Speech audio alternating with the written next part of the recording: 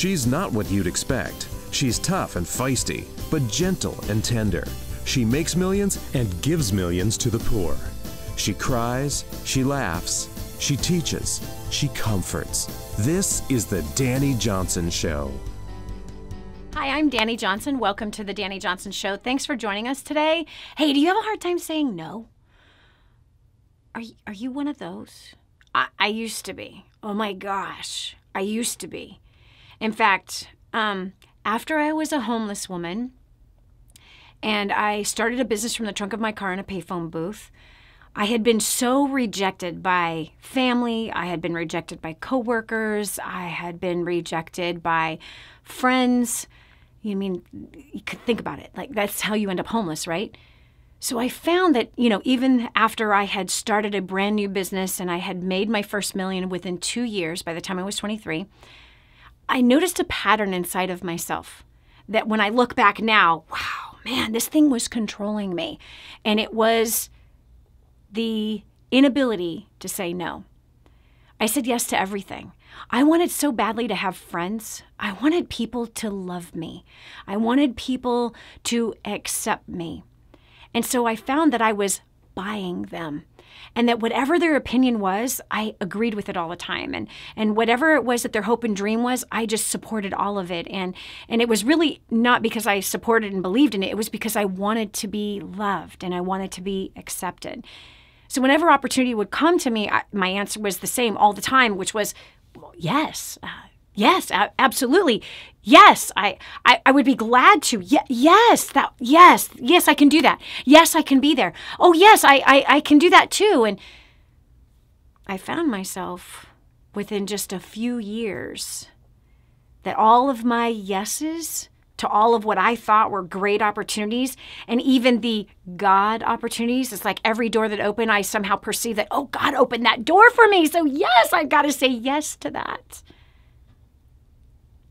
It drove me into a depression, a nervous breakdown, and a heart attack, all by the time I was 25. Yes, within 2 years of becoming a millionaire, I was just flat on my back. Blinds were drawn all over the house.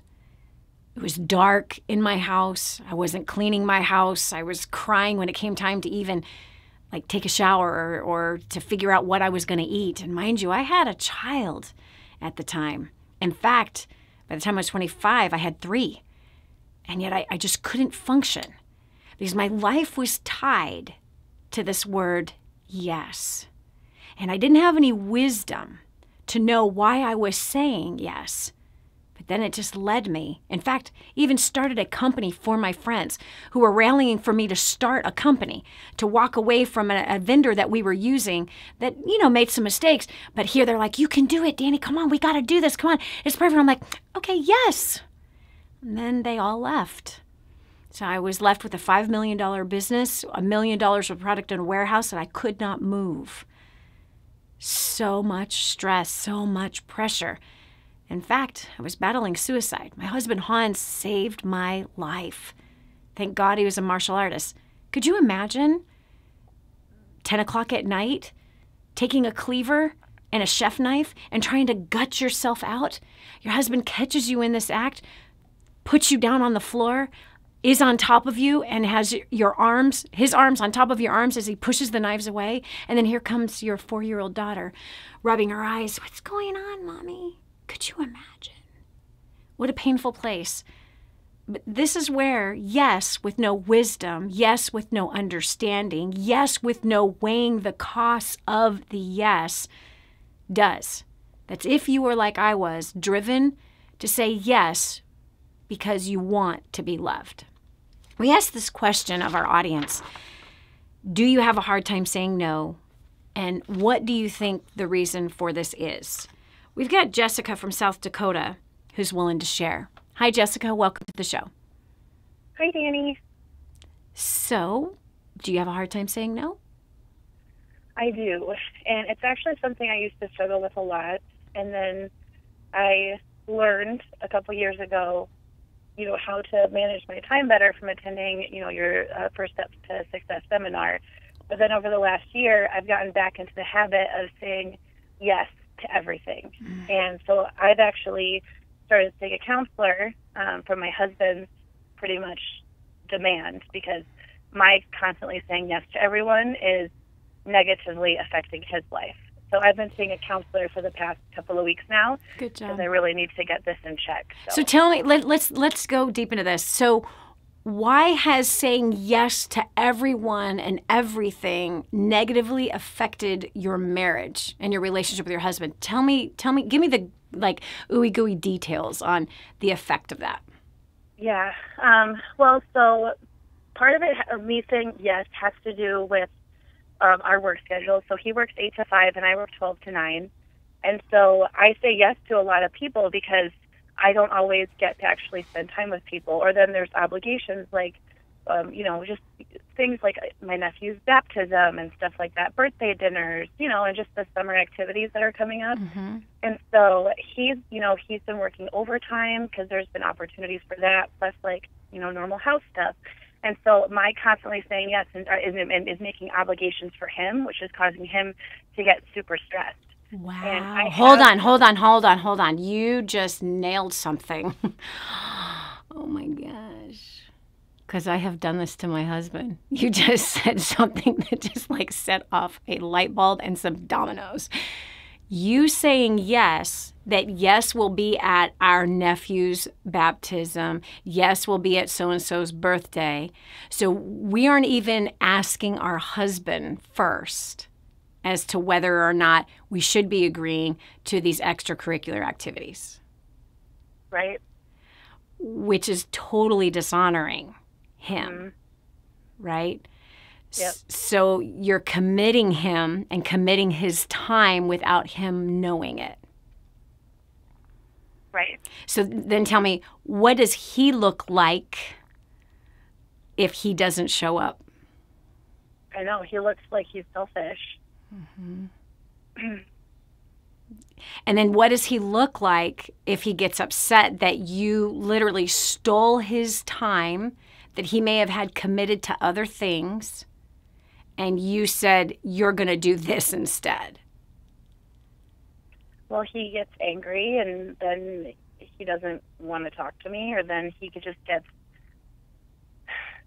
he has the other things he has to do on top of that obligation, so then he's working harder, and so then he's tired, and he wasn't sleeping as well because he just had all of these things on his plate. Right. So Jessica, does he look like the jerk? Oh, yeah.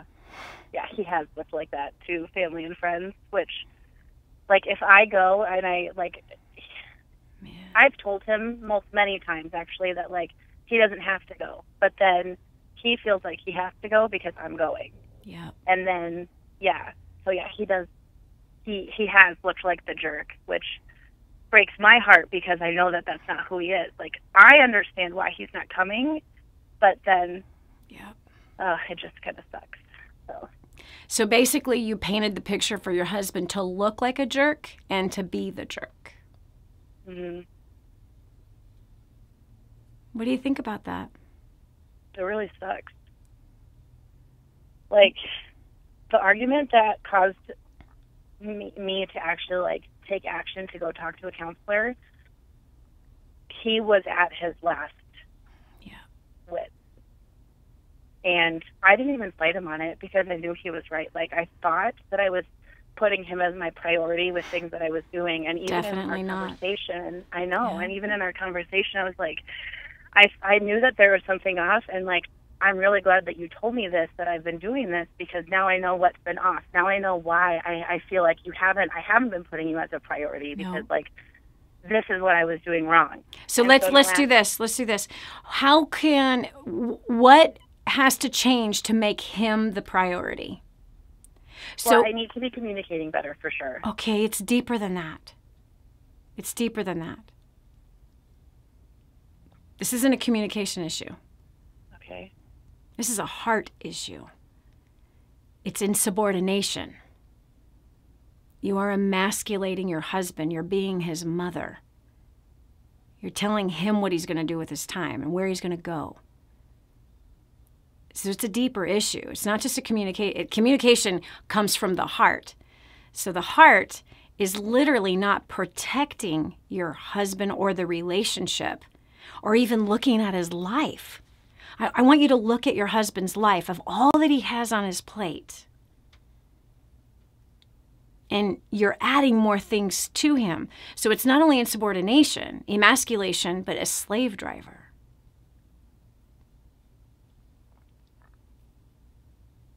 So what do you think about that?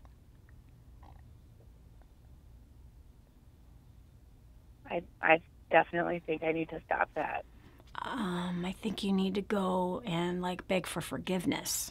Yeah. From your husband. Yeah. And say, I'm so sorry. I totally dishonored you. I disrespected you. I emasculated you. I made you look bad in front of family. I treated you poorly if you were upset, and you should be upset. Because let me ask you a question. What if the tables were reversed and your husband committed you to a whole bunch of stuff that you already had commitments to? And you were put in the position to look like the jerk. I would actually be furious. Right? Where you said, oh, honey, you're supposed to bake a cake for my boss, and then so-and-so has a birthday, so we need 100 cupcakes, and I signed you up for that. I'd be like, you do it. You see? Yeah. You see? Yeah. So this inability to say no doesn't only affect you, but it affects everyone else that is around you. Because let's just look at this. Jessica, I'm so proud of you that you got the humility to call in and for us to have this discussion. I'm really, really proud of you. So look, so here, Dad looks like a jerk. He looks like he doesn't care. He looks like he wants to disrespect the family birthday or the family baptism, right? That, he's too busy and he's got too much going on. And he looks selfish. So he's not blessed by the family. He is what? He's torn down. He's emasculated.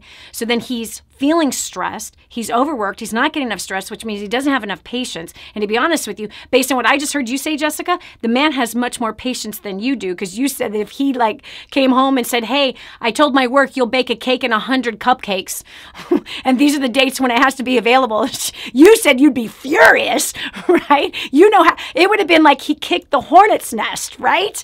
Okay, and that's not necessarily what he was angry, not furious, and maybe he was and should have been, honestly. So here we're acting like our husband's mother. So now what is the impact on the kids? Everyone's starting to walk on eggshells. They can feel the tension in the air.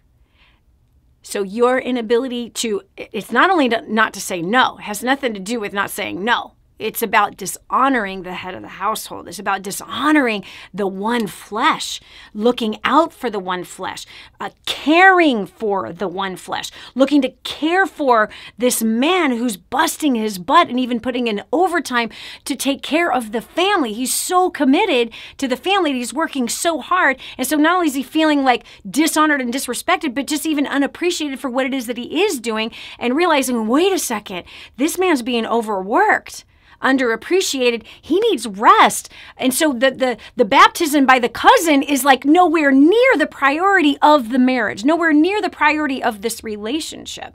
So everyone's paying a price when we don't learn how to say no. And when we don't learn how to evaluate the full picture. And why? We want to be accepted by our cousin and the whole family. We want to be accepted by everyone who asked us to do something. And yes, we have the time, and yes, we can do it, and yes, we have the talent. Check this out. It's such an interesting thing. Warren Buffett famously quotes, the difference between ordinary people and successful people is that successful people say no most of the time. The difference between successful people and really successful people is that really successful people say no almost all of the time.